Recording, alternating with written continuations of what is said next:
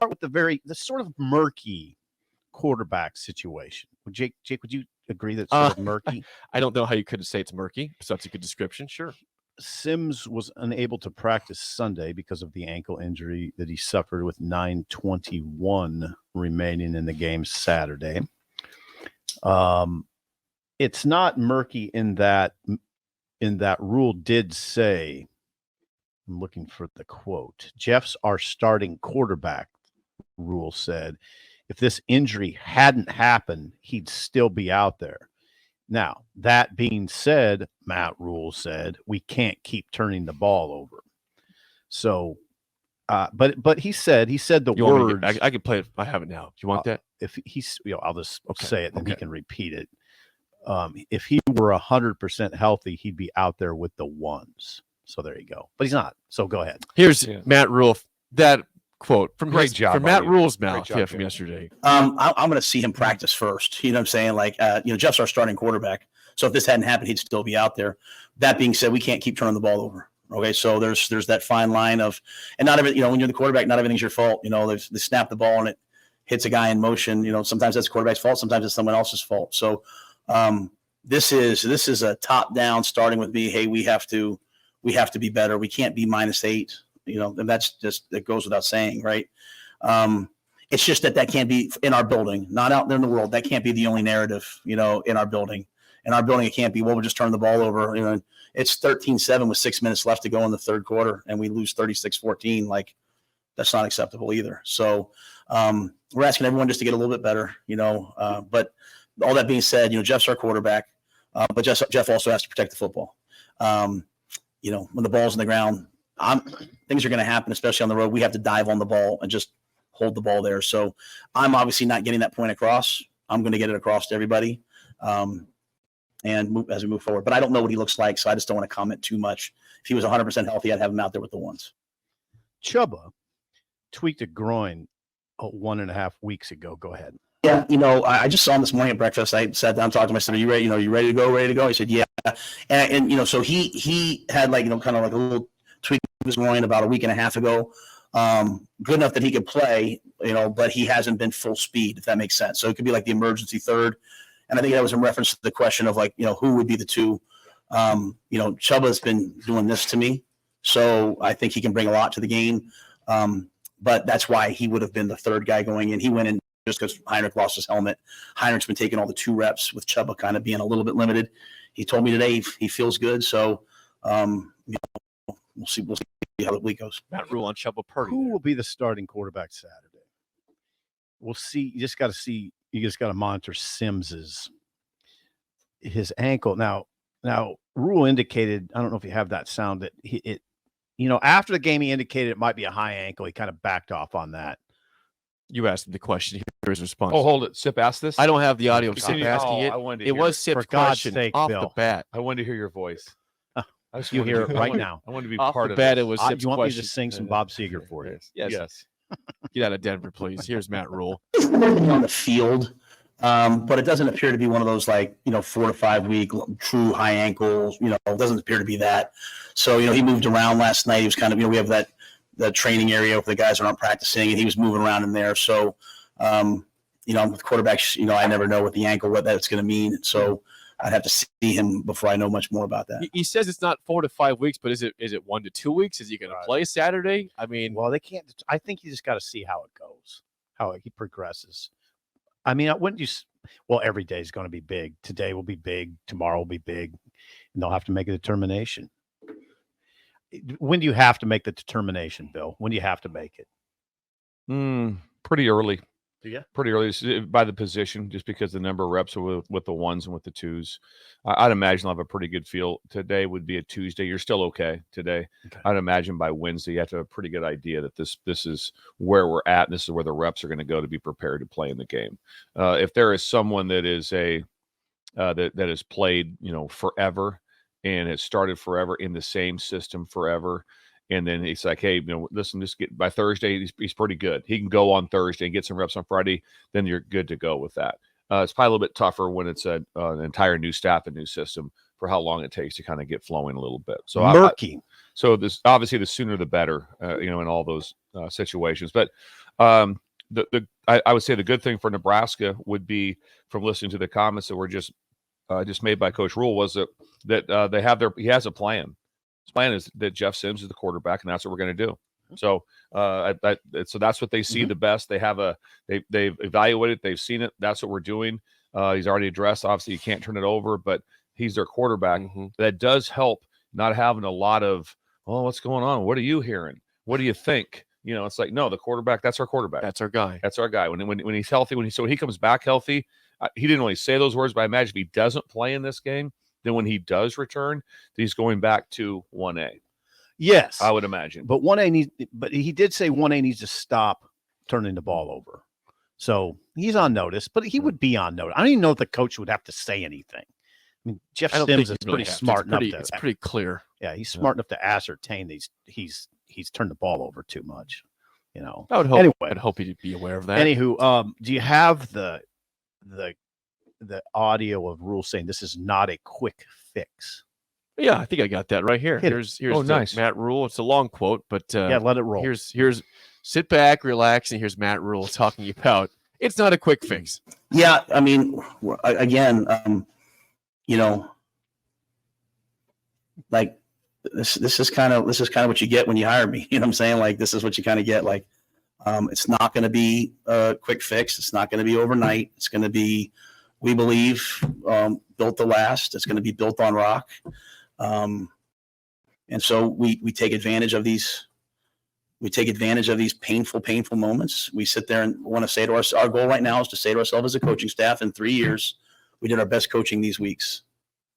So I understand if there's frustration. I understand if there's like, man, why, but we're trying to learn how to win.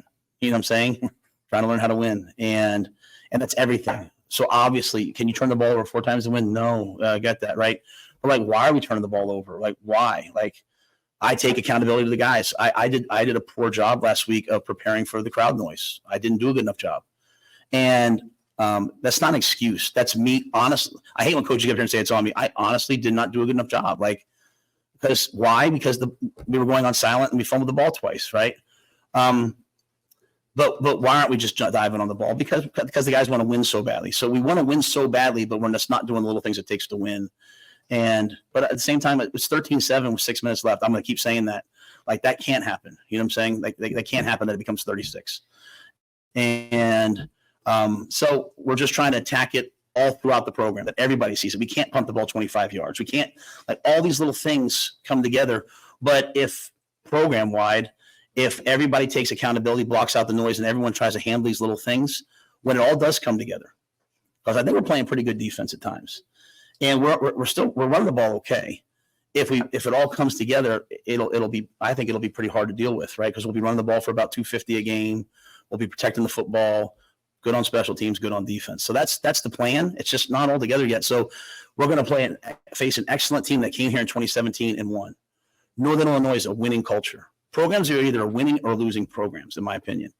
And so Northern Illinois is a winning program led by a man who won there as a player and is now winning there as a coach. They went to Boston College and they won the game at Boston College, beat an ACC team. Obviously, they played a rivalry game last week. They lost the game. They turned the ball over 3 times. They've got a quarterback who's, Power 5 quarterback. They've got a tough offense. You should see their D-line. It's as good a D-line as we faced. So I'm not saying anything for anything other than I think we have a good team. We're doing things that are causing us to lose. We have to fix those things. It's just so incremental to me that I'm just right here in the moment right now. Okay, there's a lot there from Matt Rhule, obviously. A long answer there. Yeah. I mean, I thought. Built on rock, he said early on. Built on rock.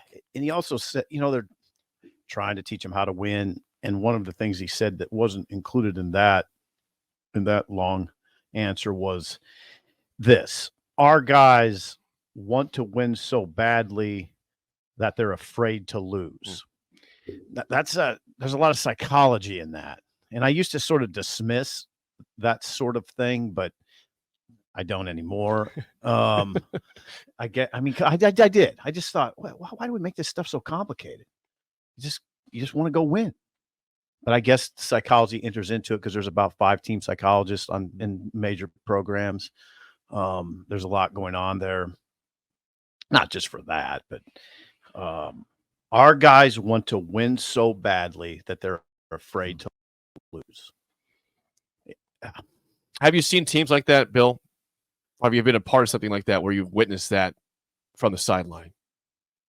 Yeah, I mean, there's always different factors with every team and the fiber underneath it and what's going on. But a lot of times I don't think that when a game starts, they're like that they're this afraid to lose. I'm with I don't they want to be able to go out and play. You can have a feeling can come over you if all of a sudden things turn at a certain time, and you can have a little bit of a feeling of like, here we go again. There that can happen. There's a feeling of that. I've felt that vibe before, on the sideline with that. If you're prepared well enough, then it won't come up near as much. Then you just trust your training to be able to get you through those moments.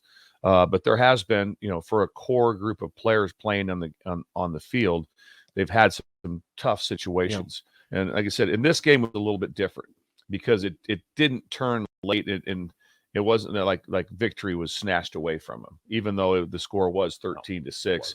It wasn't. Well, we were well in control. We were up by 9 with 6 minutes to go, or whatever happened. With the game, and that didn't take place on this one. But young men will have those feelings. They also forget extremely fast, much faster than coaches. After a loss, they bounce back really fast. Coaches have a harder time bouncing back from a loss than what players do. Yeah. And they'll bounce back really fast, and they'll practice well and do all those things. The quick fix part, what he said is this is not a quick fix. I think he has to be a little careful with mixed messages. This is just it.